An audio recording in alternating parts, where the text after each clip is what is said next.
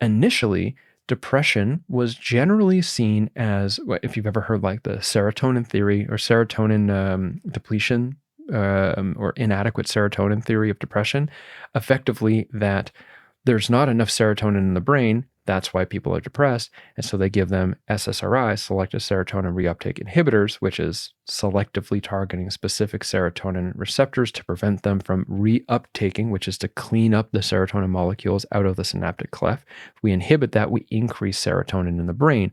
They see that you increase serotonin in the brain with these drugs, and people are less depressed in a month or two time.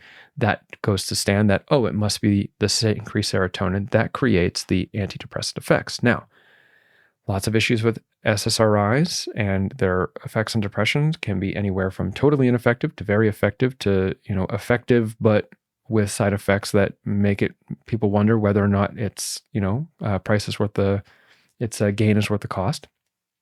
But that aside, there's increasing evidence that this theory of serotonin being the predominant driver of depression is actually false, and that the benefits on depression we're seeing from SSRIs are not from the serotonin, but as a secondary effect of what the increased presence of serotonin seems to be doing to neural functioning in general, perhaps through glutamate, perhaps through neuroplasticity, perhaps through the reduction of stress.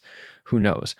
Either way, ketamine introduced this whole new way of thinking about depression. This drug it has effects on serotonin, but it's not a serotonergic drug.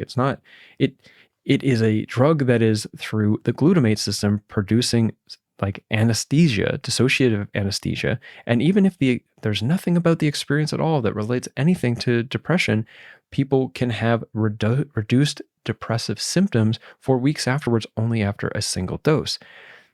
That led to a exploration of the role of neuroplasticity in depression.